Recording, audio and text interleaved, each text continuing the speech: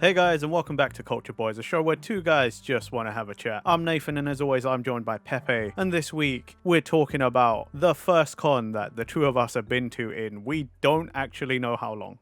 Yeah, we're today we're speaking of our experiences over the weekend. We went to Hyper Japan, 2024 Yeah. summer one, and we were discussing this on the way there. Like, it's been a while since we've been to a convention, like either of us. A hot minute, honestly. I don't think I've actually been to one at all since lockdown, at least, and even before then I don't think it's been a fair few years since I think we've both been to one. I think one of the last ones was probably Hyper Japan in 2016 or 2017. I think it's 2016 was Hyper Japan, possibly Comic-Con in 2017. I don't remember, and that's the thing, is because we never actually officially locked down what the time frame was. We never did, no. All we remember is definitely we went to a Hyper Japan, a winter one, at Tobacco Dock. Tobacco Dock, yeah. And then between the two of us, we can't remember which Comic-Cons we may or may not have gone to. Yeah. Because it feels like we I think like we skipped one, and then since then it was just like I don't know, like in terms of our friendship group anyway, when we skipped one, we just skipped them all. Like that wasn't even just, oh well, we'll skip one and go next time. It was literally like, oh, we didn't go to the last one, so we're just not bothering again. It kind of felt like that a little bit. But regardless, this is also the first time we've done a Friday Comic-Con thing as well. Yes. Usually, like, because of either work commitments when we were in school or uni or whatever, like, Friday cons were never really an option for us. No. However, we managed to make time to go on a Friday this time to Hyper Japan in Earl's Court. And yeah, we're just going to speak about our experiences there, basically. Overall, how are you doing anyway, Nathan? Are you well? I suppose this will speak to our experience, and we'll get there when we get there about that part. I'm feeling much, much better. Yes. We're fully recovered from our activities. Yeah. Let's say. It's not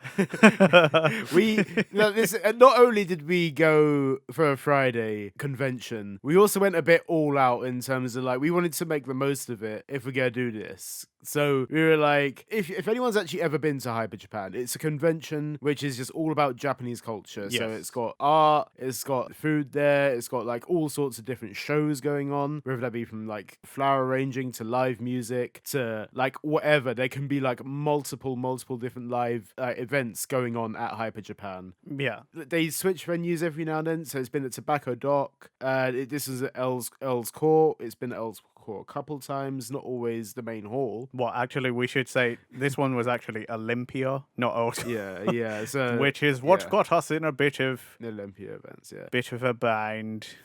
We basically didn't look where we were getting off at the thing, and like so we ended up walking 30 minutes.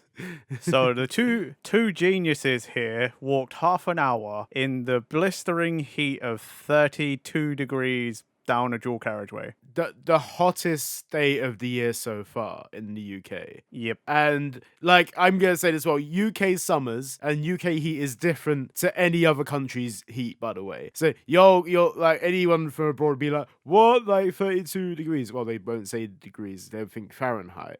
We're talking Celsius here. Yes, we're talking Celsius. And you're like, well, that's probably not too bad. We've had worse summers than that. Or it's been hot here. So Yeah, but you guys also have air conditioning. they have air conditioning. We don't. We're built. Our houses and all our buildings are built insulated to keep us from the cold, because we have notoriously shit weather. And then we have got the absolute blistering heat coming down on us.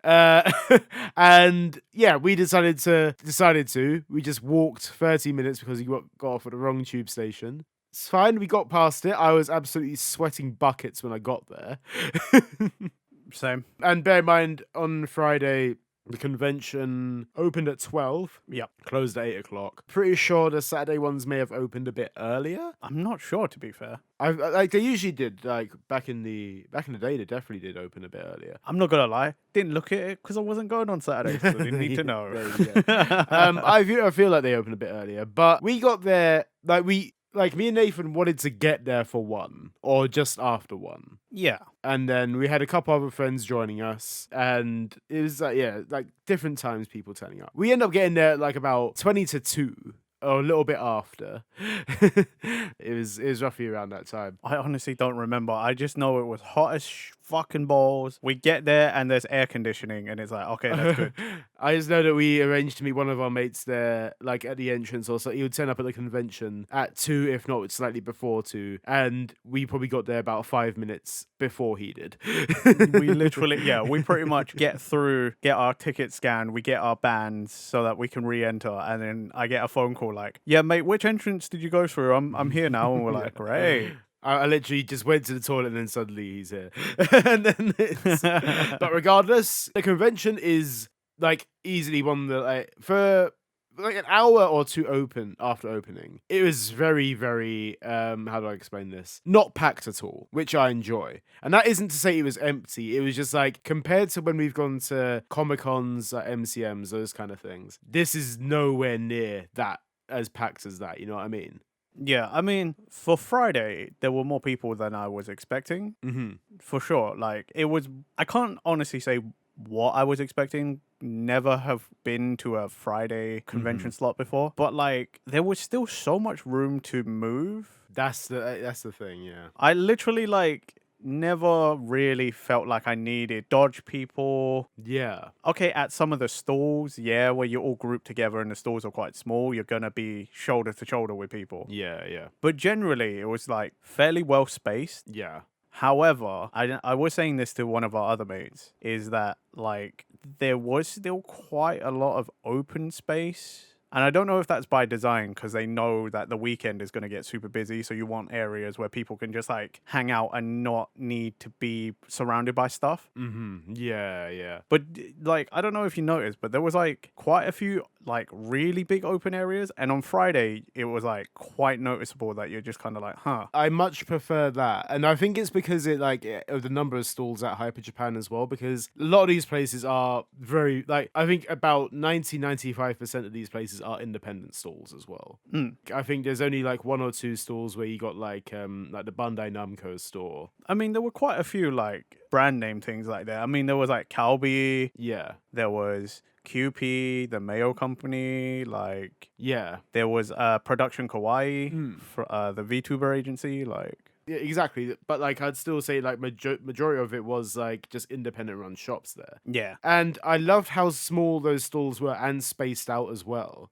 Like all the like merch stores were pretty much on the top level. Bear in mind, there's 2 levels. You go in, there's your entrance. There's a few cars with some anime designs on them. Dude, the Atasha cars were so cool. The Atasha cars, like... The thing is, I don't know how, at least in our group, the crossover wasn't super huge for that exact thing, right? Because it's anime characters that most of our group didn't even know.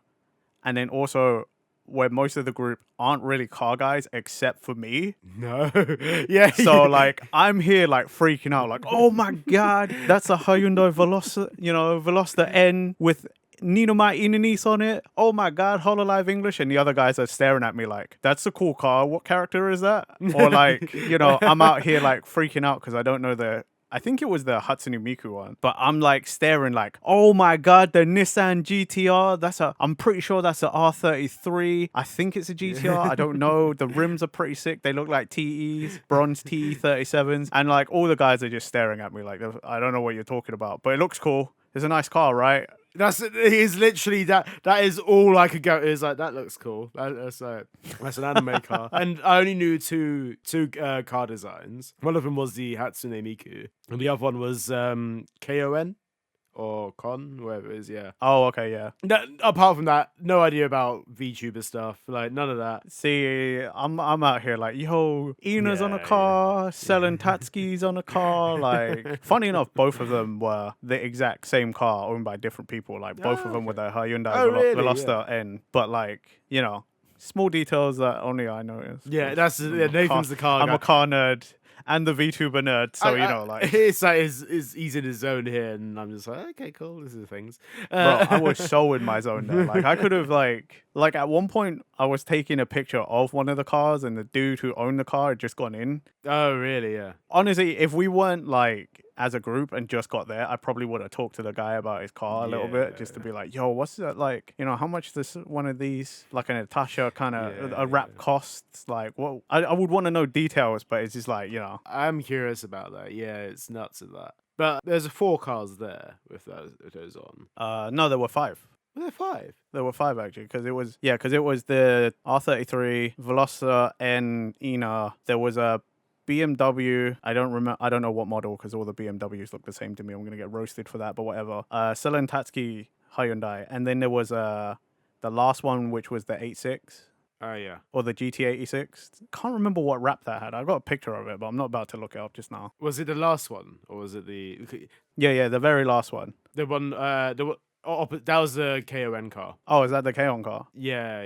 Is it K-On or KON, or how you? I've never watched it. I've been recommended it actually this weekend, so I might end up giving it a watch at some point. Who knows? There was that one. So those are all by the barriers to get in. Oh, I don't even recognize that. What is that? Wait, let's see. Hold on. Let me.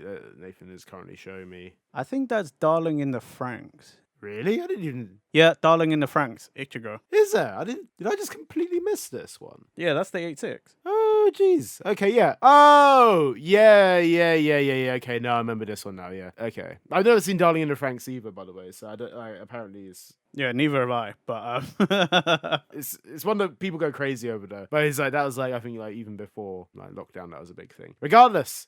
Cars, anime, that was going down. Oh man, that was like one of my favorite parts. Honestly, like I was nerding out about that. That was like one of the first moments we got in as well. That was like yeah, like literally they park the cars right by where you line up to get your tickets scanned. So it was just like whoa, because one of our other friends who got there earlier than us, because they had more distance to travel. On the phone, he said to me, I'll wait by the cars. Don't worry, you can't miss them. You'll see them when you go in. And sometimes when people tell you that, you're like, okay, but like how far in is that? Mm-hmm. Yeah. I did not expect like, oh, literally they are right freaking there. They're there, yeah. Like front and center you walk in is like, there's the cars. You literally cannot miss them. Oh, but they were literally like, yeah, like I think like if you got there really super early before the event opened, that's why those barriers were there basically. Yeah. And you would just be able to stand there, look at the cars, be like, oh, cool, look at this. You probably gaze them a bit more, just like, hey, there's these things. But when we got there, we spent no time queuing at all. No, literally just walk through. Which is a complete stark experience compared to MCM completely. Like, or Comic-Con. Hell, that's like a stark experience like to any convention we've ever been to. Because we've always got there before it opens, so we could just get in straight away and make sure we get like a good look at everything and not before it gets too crowded. Yeah. We always get there early to avoid the crowds, basically. And this is the first time we've not done that. And it's also the first time where we've gone in straight away and it's not crowded whatsoever. And honestly, the easiest experience I've ever had going into a convention. And like we said before, like you said about the open spaces and walking around, the easiest convention I've had to just walk around in general and look at things, because it's just so simple. Like I'm not feeling like I'm body to body with people who like haven't put deodorant on or whatever. Like it's a common thing which I've experienced. Like, oh man, we were so worried about that as well. Like, on the hottest day, hottest day of the year so far, and we're like, oh, we're at a convention. Mm-hmm. There's aircon, but like we don't know how good the aircon is as well. And it's like, oh, we didn't know how many people were going to be there. I remember we were walking in that heat, and I went to Pepe. Did you bring deodorant? And you looked at me and went, no. And I was like, well, you were in luck because I did, just in case. But I was like, bro, could you imagine like the Saturday? Oh mate, no, I can imagine. I can imagine Saturday being fairly busier. I don't know how busy that, because I was kind of looking like across their socials as well, like Hyper Japan socials, just to see like if I can gauge if it's a bigger crowd or whatever. Yeah. And I think it was, but it's hard to tell with that, because obviously as a social media team you want to upsell it as much as possible. Yeah. You don't want to be seeing a massive crowd of people all bunched together. That'd be so off-putting. I mean, like I saw some pictures and some footage of the Saturday, and I'm like, I think there's maybe, if we were like the baseline, line. I would say there's maybe like 1.5, maybe almost 2 times as many people that were there on Friday, roughly. Okay. Even then, that's like not too bad considering. You know what I mean? Like, Nah, yeah. Especially because Saturday was much cooler as well. yeah, yeah, yeah. Temperature was much lower on Saturday. As I said, it's so easy to walk around that.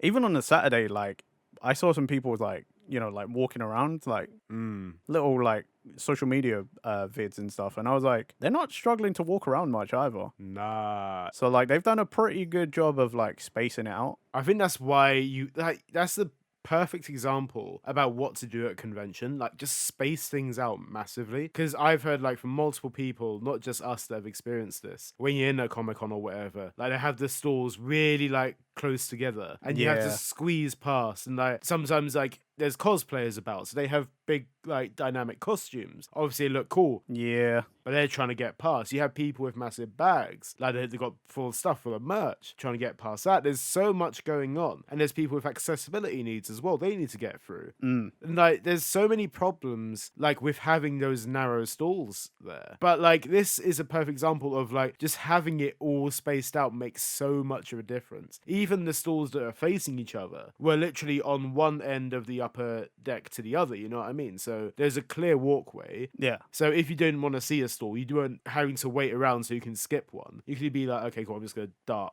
straight for the stall over there. Bro, you know what? Even when we were having lunch, yeah, we sat on the floor, but like we weren't actually sat like right next to another group. No. You know, like there was still a bit of distance in between everybody sitting on the floor. Like there was enough space that you didn't have to be like, oh, sorry, I'm accidentally sat on someone's bag or I'm sat in someone's lap now. In it, yeah. You weren't like crumped together like that. Yeah, bear in mind, if you wanted a table, you'd probably have to be like, oh crap, I gotta jump in here. Yeah. Like like the tables were like limited, There weren't that many, to be fair. but for what the area was, it's the right amount of tables. You couldn't put any more tables there because it literally takes away from what we were saying about. Also, I'm not gonna lie. If you've been to a convention before, you know for a fact sitting on the floor is like the most normal thing. It's the thing you just have to do. Yeah. Like you just sit wherever you can sit. That is like not going to be in somebody's way. Exactly that. But that's just how it goes. Yeah. Like I think there's a handful of tables there. There's also about like 10 rows of seating where the stage is as well. Like we barely had a look at the stage at all when we were there because I think we were looking at so many. That was an interesting array of free shows. Yes. Whilst we weren't there and we were there. Yeah. Because like our friend who got there early sent us pictures and we're like, what is he watching? Yeah. He's just sat there watching free show on flower arrangement. Yeah. And then like we get there, the whole group's together. We're looking at, collectibles and stuff. And just Niji Sanji English is doing a karaoke sesh real quick. Oh, yeah. Just like, it's just singing like bling blang bang, bing bang bang bong. That is like, yeah, jeez. Yeah. And then like later on there was what was that guy that our mate was? Oh, Tony Kaku. Yeah. Yeah, who was on Britain's Got Talent and he was famous for doing like this kind of like strip thing where he's like kind of just like taking his clothes off. He got through to the like semi-finals or something like that. Like just that dude there, and you're just like, okay, cool. The main stage is strange. Yeah.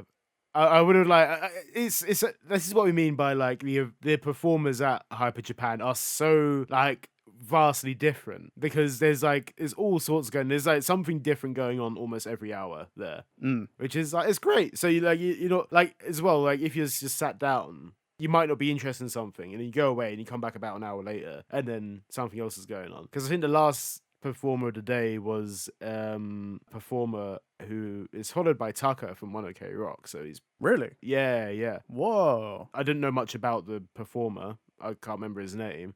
I'm not gonna lie. At the end of the day, we were all gone. Yeah.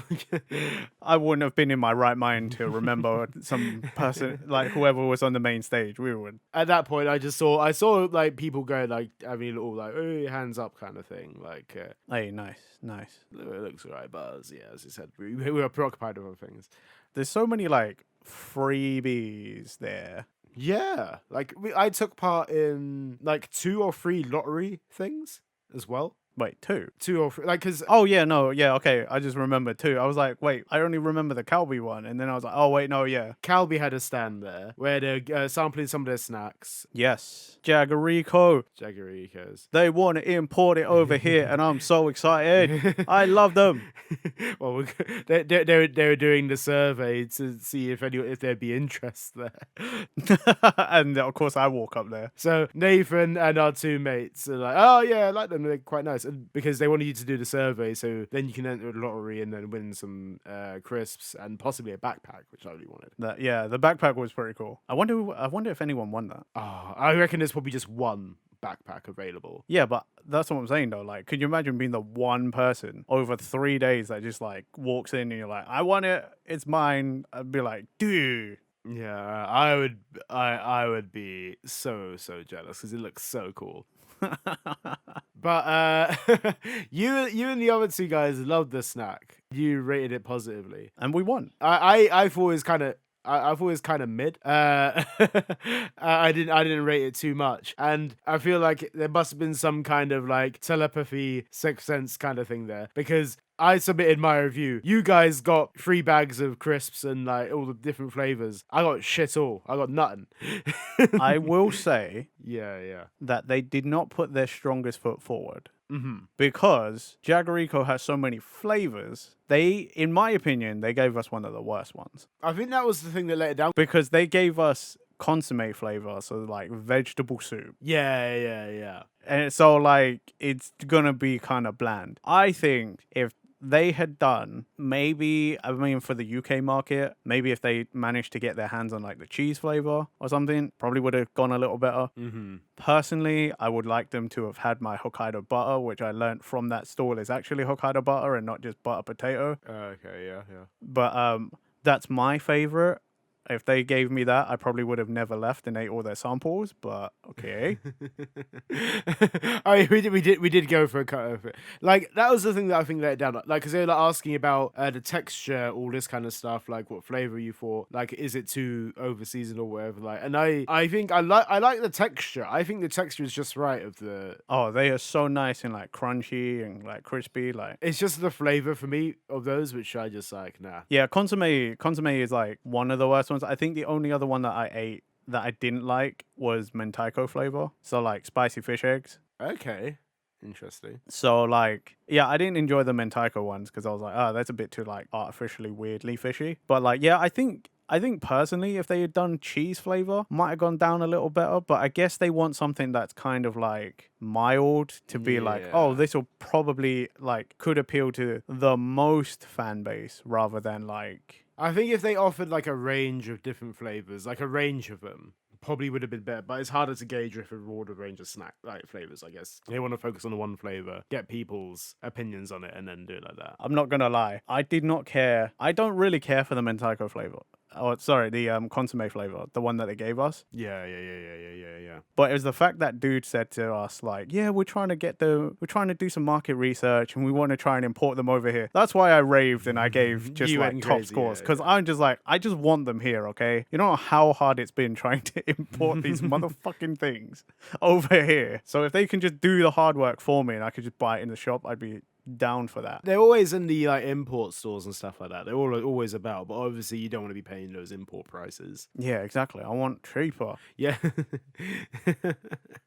But what else did they have there? They had obviously a lot of the merch. They had the artist village as well, so all those independent artists up there. Yeah. Again, lots of space there. They had a few card stalls, like people just selling cards. There's like kind of retro video game.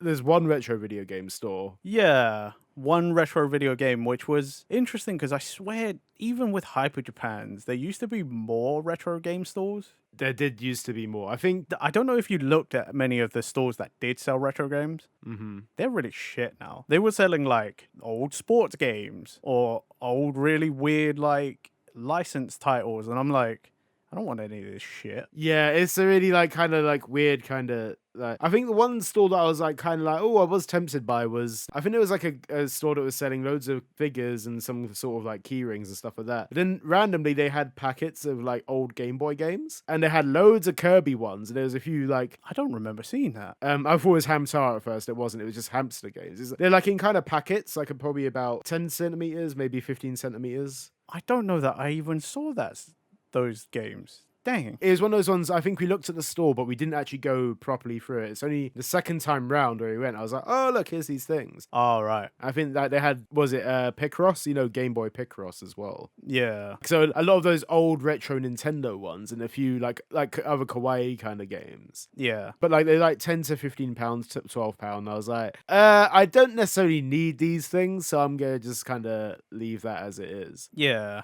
There's that. There's loads of those kind of stalls. Very cool. Like they had your typical like sword stall as well. Like loads and loads of figure stalls there. Loads of card stalls. I think those are the two things which were most prominent. Yeah. Dude, trading card stores were nuts. Yeah. Obviously, it's all like your figurines. That's first and foremost. Like that's the most stores you'll see. Mm-hmm. And then it was crazy how many trading cards, like loose cards, like rare cards, like fresh packs. Yeah, like it is, and there's a one point where like, because like there was a One Piece stall there with like promoting the card game, Just for the card game. That's it. Nothing else as well. and it was probably one of the biggest stalls at the convention itself because they were offering tutorials, all sorts. And I remember looking at that first, and I was like, okay, cool, I might come back to it, might buy a few packs or whatever. And then I went, and I think the first stall we went to on the upper deck, some guys like, yeah, I have the Gear 5 Awakening pack, I've opened up all the cards there, if you want a specific one, just let me know. And the dude just shows me the booster box that he's opened, and he's got like the Gear 5 Luffy card, which is like worth shit ton basically. Wow. And he's like, yeah, it's there. He's just basically bought the booster box and opened all the packs. Yeah. So this is not even sleeved. It's literally fresh out the pack. And he goes to me to show it to me. And I thought like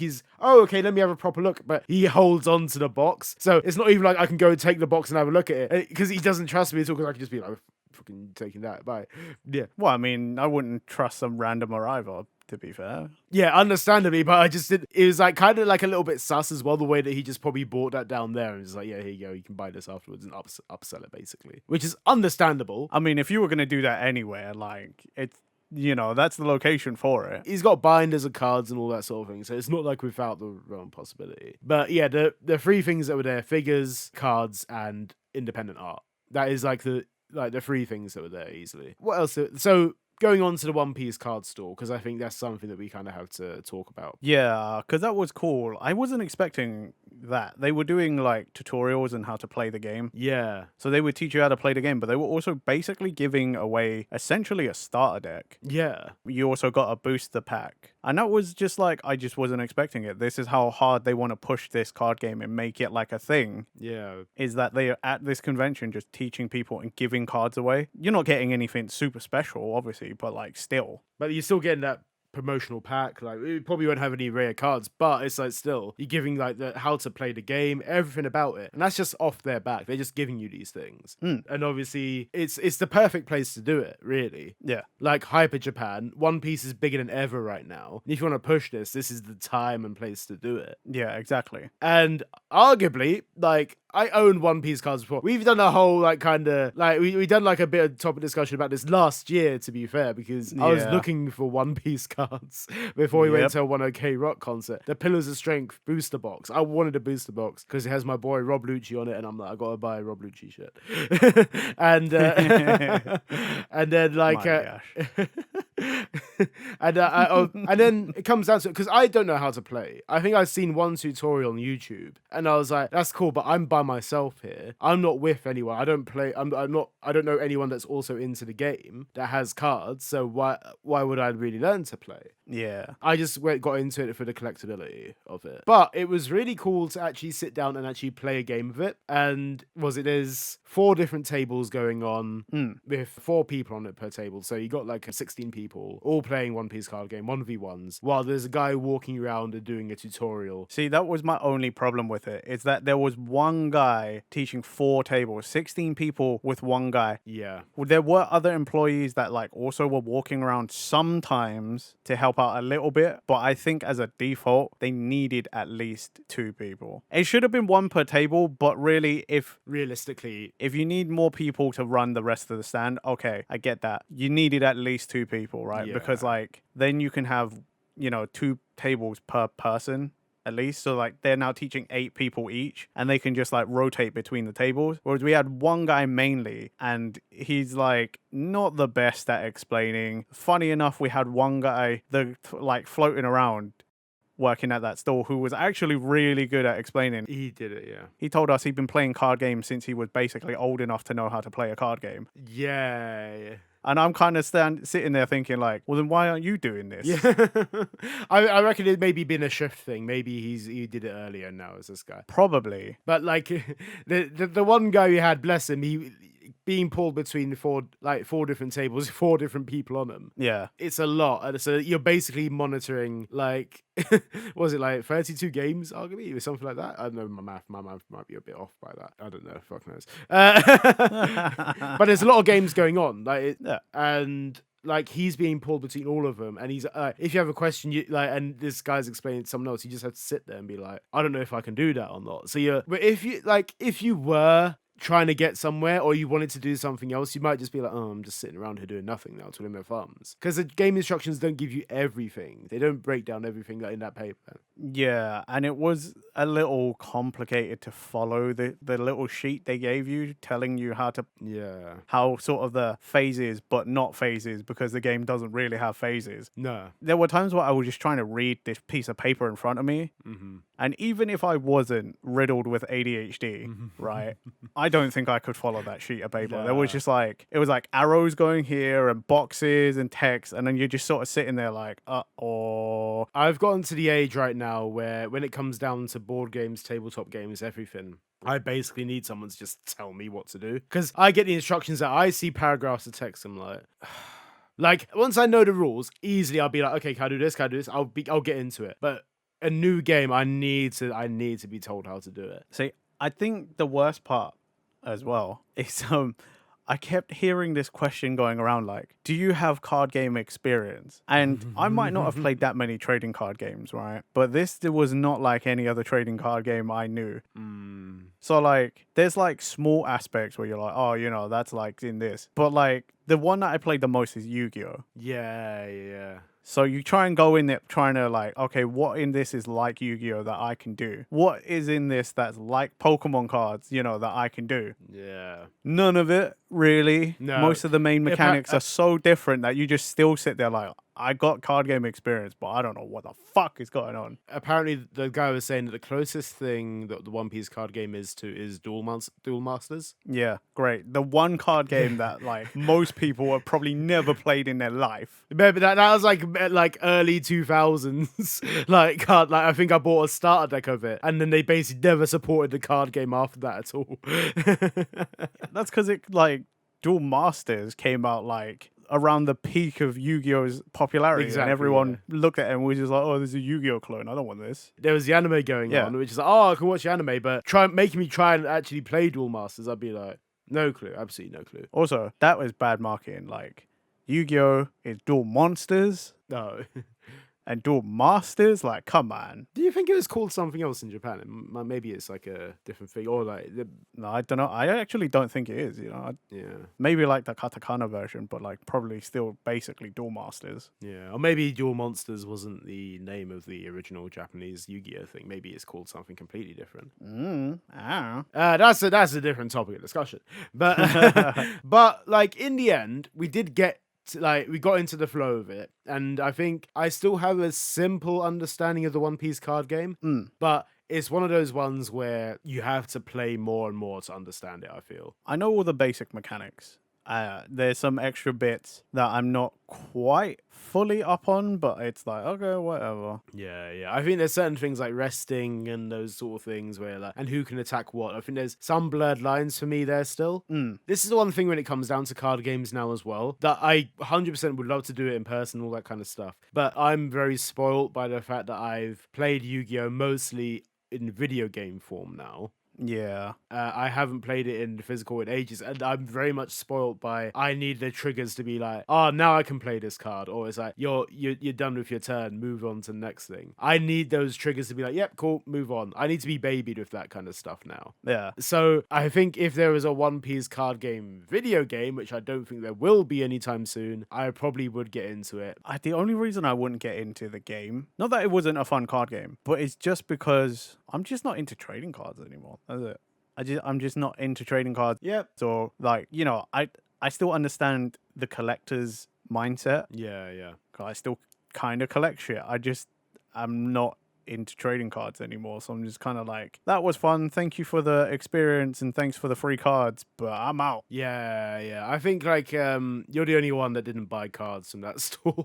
No, I did not. I was literally just stood there waiting for Yeah. the rest of them to finish buying up these packs because Yeah. I was just like, that was fun. Yeah, we got like one of our friends which played the tutorial and was like, actually quite into that. We'll get it, like we'll buy the starter deck and we'll buy a couple boosters. Just like the normal thing to do. And we have our other mate who has just gone into One Piece, is obsessed with Usopp, and is looking for any excuse around the whole convention to get more Usopp shit. Yep. And basically was so close to buying a booster box, but bought other things instead, luckily.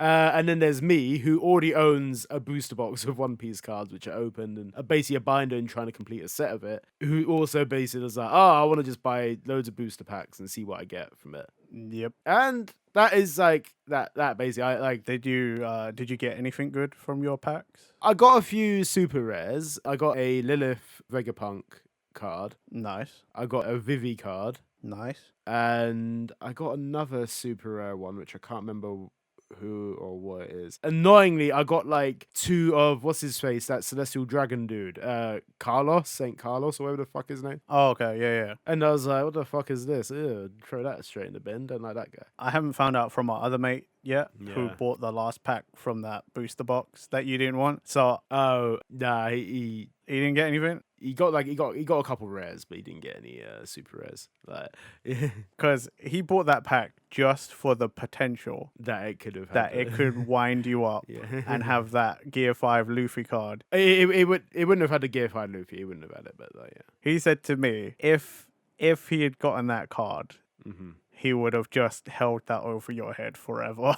I know for a fact that it wouldn't have had it because before we started our tutorial, there was a guy on the table who pulled the Gear 5 Luffy card from that booster box. So that's why I was like, I asked the guy, like, is there actually any chance that happy? He's like, it's very, very slim. So I was like, yeah, no chance. And I'll get me that new booster box of the Awakening. Give me 2 packs of that. That was also like well solid of that guy to do that because like he offered, yeah, he actually offered as well. And so like some people wouldn't have even bothered. They'd be like, look, I'm just here to work my job. Like you get the packs I give you. I don't care. I think like that was the good thing about that One Piece card stall as well, because they actively did try and help you do stuff. Like our mate that wanted the Usopp card, they're like, oh, we don't know if you have anything there or whatever. And like he walked away. He's like, oh, I'm probably not gonna get an Usopp card. But then because people had been opening packs and just left them the cards, they were like, just give them to people. Yeah. If people want them, they went through and found an Usopp card and gave it to him. But yeah, and he was like, man, then he got one in the pack anyway, so it didn't matter. That was honestly all the staff of that One Piece card store. Honestly, like they're really friendly, really helpful, honestly. Yeah. And it's a pretty fun game. It is a fun game. I do want to get into it, but I'm probably just going to collect cards at the moment and see where that goes. But let's move on to one of our biggest things. Oh, the main event.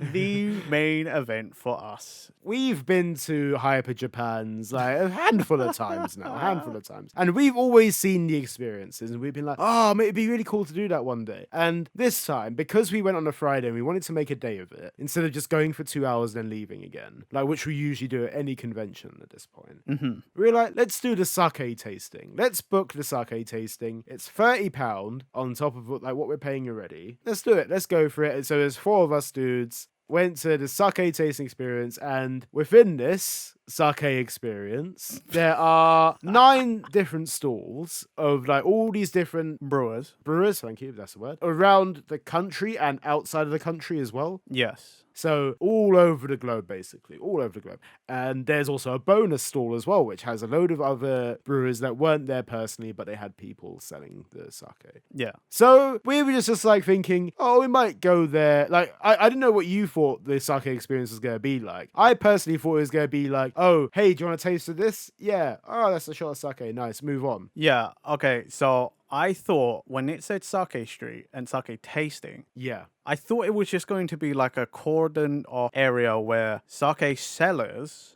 had their stock in their store. Mm-hmm. And you would walk up and they'd be like, oh, hi, how you doing? What you kind of like? What you looking for? And you would just go up and be like, oh, I kind of like this, or I'm not entirely sure. What do you suggest? And then they pour you a little bit. You're like, oh, okay, wicked. That's what I thought it was. Yeah, I didn't think we were actually going to walk around and all we were doing was getting a detailed explanation, like a bit of history and stuff, like, Yeah. and then shots. And my God, we were not prepared for this. We had like food about an hour before or something like that. Yeah, but we did not eat nearly enough for that. No, because we had some of us might have had like a small something for breakfast or whatever, and then we went straight into the convention. And you had nothing. Yeah. And you only had the udon salad cup thing that they had. Yeah. I had like sushi, nori tacos, like all sorts of different things. So we had like a few bites to eat beforehand. Nothing like a full meal or anything like that. Just like bites to eat, like a equivalent of like a starter or two. And we went into the sake tasting. And like you said, I wasn't expecting a full like explanation and rundown of history and all this sort of thing. Like, but credit where credit's due. You get your freaking money's worth from that sake ticket. Oh my God, yeah. Because Lord have mercy. Like, you think, oh, it's just a little tasting. Like, sometimes wine tasting just have a spit bucket. Well, here's the thing as well. Yeah. Is each stall had at least 2 or 3 sakes for you to taste. Yeah. Of varying alcohol levels. And before we continue, it has to be said, please drink responsibly. We are dumb and we were underprepared. We didn't know what we were going into. Drink responsibly. Always drink responsibly. Don't drink and drive. We do not take any responsibility for anything that you decide to do. Please continue. But like Nathan said, 2 to 3 shots per vendor and brewer. And like as soon as you get into the experience, they give you this thing, right? This little like a checklist. Basically, of all different places you can go to, so you're getting your money's worth. And there, like, so as I said, there's 9 different vendors, brewers, and they got all their stuff there. And they tick off the box once you've been there. Yep. And obviously, like Nathan said, you go there and you try each one. That you pretty much are just like, yep, cool, it's a shot. And that is the equivalent. You work out the end. Like, if you had every single alcohol there, you'd be doing the equivalent of 36 shots of sake. And I think I only didn't try 2. I was going to say, I think you and I personally only missed 2 on the bonus table. And yeah, the bonus table, yeah. like, if you really think about it, each sake was around 12 to 17% alcohol per shot. Yeah. And we did 34 in the sake tasting. Yeah. Plus 2 extra sake shots outside at a different store. Yeah. Of the whole area. Yeah, you did, yeah. Plus, we also went and tried that Suntory Chuhai. That was good. I like that. So I think I ended up having around my 36-ish shots anyway. Yeah, it was definitely around that. There was so much. And like you don't realize it at the time when you're going around doing these, sample this. You start off sampling, oh, that's nice, it's tasty, that. And then you quickly get to the 4th or 5th ticked off box thing, the vendor, and you're like, fuck me, I'm feeling wavy. Like, we were just stood there like, shit me, okay, hold on, we're actually getting wasted here. And then it dawns on you, you're basically doing, like, that's, like we said, 36 shots in a row. Like, on a night out, if you're doing shots, you space that shit out. Yeah. You don't go bang, bang, bang, bang, bang. You don't go back to back. This is back to back. Bear in mind, we went into the experience at roughly like 5-ish, just after 5. They close the experience off at 6:30. The whole convention stops at 8. And at the time, before we did this, we were at the Yu-Gi-Oh experience. The Yu-Gi-Oh One Piece card game tutorial thing. And I was looking at my watch, like, fucking hell, I hope I have enough time to do all this. Yeah. Lord, I had enough time to do all that, I'll tell you that. Oh, we had more than enough time. But like, what a crazy juxtaposition when you think about it. Yeah. We were learning to play a card game, and then we got absolutely smashed. It got to the point where, like, at times, like when we were going around the tables or whatever, and like going to the vendor to try more sake, like one of us would greet them, they'd be friendly back there, like, hey, here, how you doing? Yeah, let's take your sheet, take this off. Here, try this sake and do the rundown. Yeah. And at times, it was you three talking amongst yourselves, and I'd be the one going to the vendor. But I realized I was absolutely fucked. So at points, I think by the 7th or 8th table, I was going over, and they were like, hey, how you doing? And I was just like, because I was like blank faced. I just didn't know what to say. I was like, hi.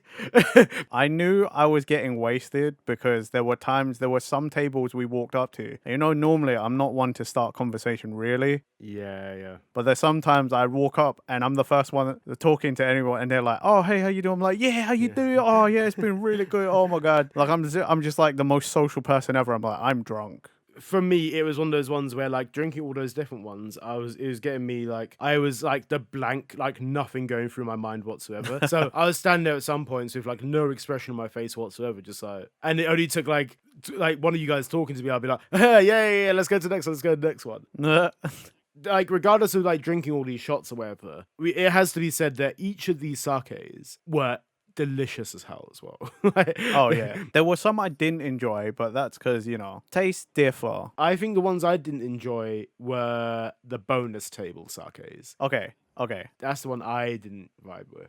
Apart from one, there was one that I think I vibed with. Really, only one? There's that umeshu on the bonus table. The ume with the kocha in it, with the black tea in it. Yeah, that one is because I bought 2 bottles. I bought I bought the yuzuchu from the last guy who went. I think it's Almont, I think it was called. Oh, okay, yeah. And then I bought the umeshu from the table that was like right at the end. You know, I think it was probably the 2nd or 3rd table we went to. Yeah. And they were like, oh, this is the only day you'll be able to buy this at all because we don't usually sell it in the UK at all. See, I bought that umeshu with the black tea in it. Yeah. And from that same bonus table part, the yuzushu that was there. Oh, yeah. Because I also really enjoyed that one. I was like, whoa, that one's like really surprised me. Yeah. Those are the 2 I bought because I was just like, whoa, that's good stuff, man. There we go, yeah. But that was also bonus table, and we probably had like 3 more tables, 2 or 3 tables after that. Yeah. So I don't know if was in my right mind, but I enjoyed it at the time. The black tea umeshu was really tasty. That one was good, yeah. That one was really, really good. I remember that. If I could have bought another bottle of something, it would have been that one. But there were so many good yuzu shoes. Dude, so many of those umeshus were really good. Those plum wines really? were like, so many of them were delicious. What was that table where there was like that really thick, like kind of like honey-ish kind of one? Yeah. That was really good as well. That was really tasty. That was a guy, he's an importer mostly. But I remember the guy saying to us, like, the actual brewers, like, you got to stop selling it because I can't make enough. Yeah, that guy was really friendly as well. He's really sad. That guy was solid, but like a lot of the vendors were telling us, like, yeah, we have to make sure we pour the right amount. That guy did not care. He was just like pouring. He was like, yeah, whatever. He gave our mate like 2, like, it was like the whole glass. He just got a whole. That was like a triple, man. But you bear in mind they give you like what is the equivalent of like a champagne flute basically. Yeah, a plastic champagne flute basically. Yeah. And like most places will like give you about maybe like an inch or 2 of sake if there was a champagne flute. Again, like a shot. And at one point, he gave our mate the whole champagne flute for sake, and I was like, "Jeez, that is." He was like, "Oh yeah, this bottle ran out. I'll give you more of another one." Yeah. And then he was just like, "Whatever, I don't care." Yeah, and he was drinking as well. It's like absolutely class. Like again, I cannot like tell anyone like I cannot express how much I would advise to do the sake experience if you're into sake. I wanted to do, but eat beforehand. Eat a lot Yeah, beforehand. Like, make yeah, sure you yeah. have got enough starchy, carby food in your stomach before you go and do it. Yeah, yeah. Make sure you drink plenty of water afterwards, because you are not prepared for what it is if you're not, because we were not, and I was paying for it for a long time. Oh yeah, you were rough afterwards. Yeah, yeah. I was not okay again until about 5 in the morning. Yeah, jeez.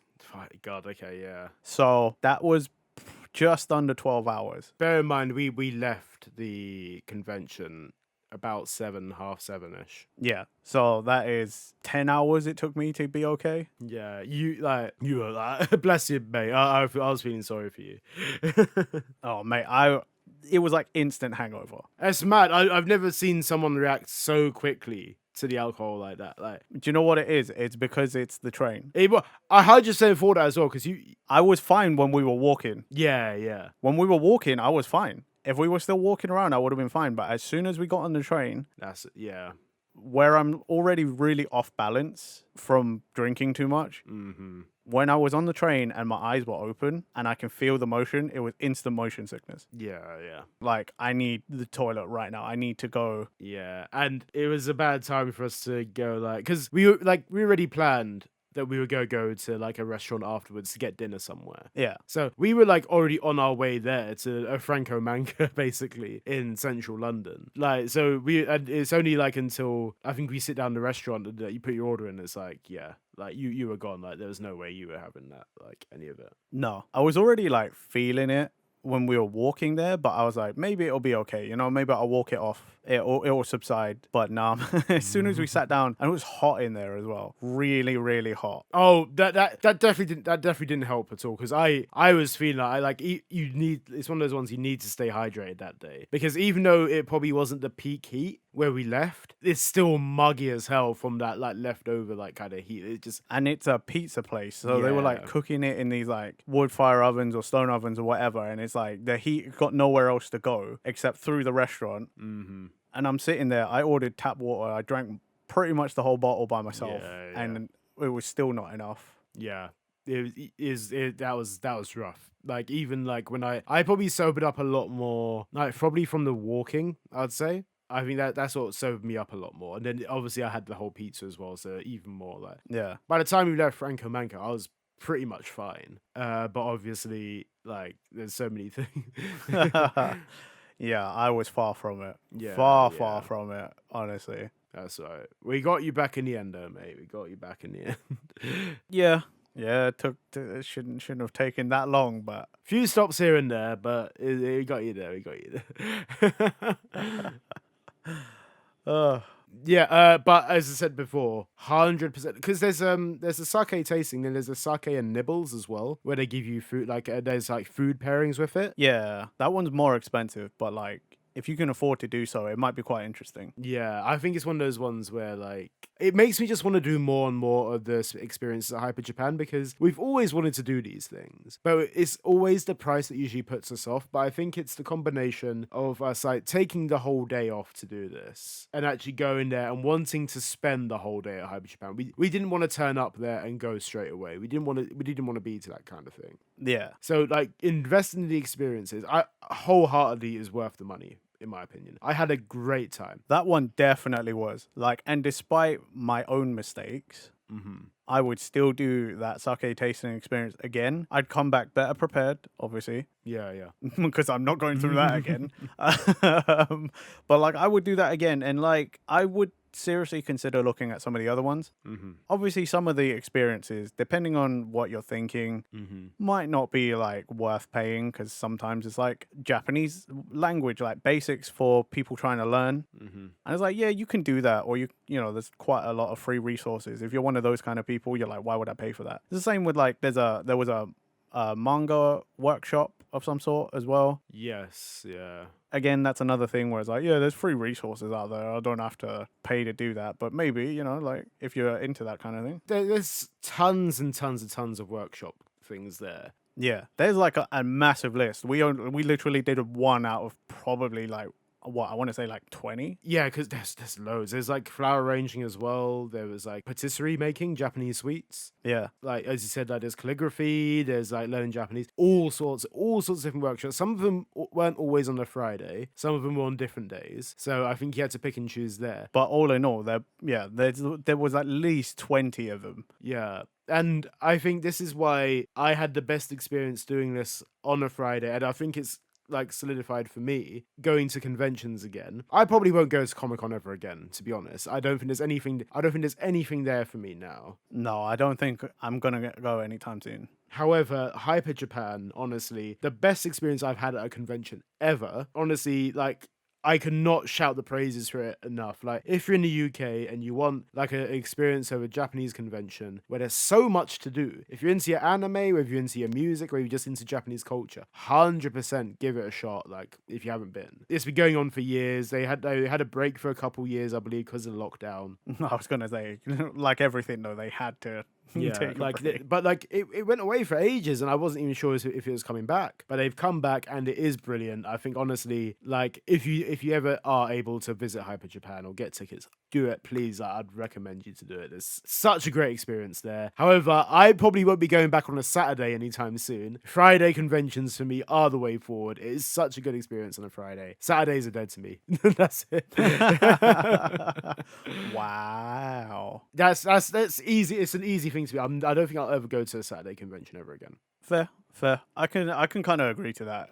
Honestly, with the amount of people and the older I'm getting, the more I'm like, I don't want to be shoulder to shoulder with people. That's exactly my point. I just don't want to be pushing past people, being cramped in with people no more. And that's why I think the space of Hyper Japan, like where it was, all the stores spaced out, and there was so much to do there as well. Like, it's the first time we've spent pretty much a whole day there. Yeah, it's the longest we've ever spent at Hyper Japan. Normally we would go and we'd be gone after like 2-3 hours because we saw everything. We didn't pay for any experience. Either there was nothing that interested us, or we were just too broke to pay for them. Yeah. But honestly, so good, so good. But is there anything you want to say, Nathan, before we wrap this up? I was bummed. I wasn't, it wasn't guaranteed, but I was bummed that wasn't more like video game previews there. Like demos and stuff. Yeah. I know Hyper Japan's not really the place for it, and at this time of year, it's not also the place for it because, like things like Gamescom and stuff are coming up. So big games conventions are coming up already. But it would have, I would have liked to have seen some anime games, maybe. I mean, they had Hunter x Hunter there, but you don't watch Hunter x Hunter, so it's kind of lost on you. But it's the new Arc System thing. Yeah, but I mean, like overall, the video game presence there was like not really felt. It wasn't as much as it's used to. Like, because before, like we played Smash Bros. 4.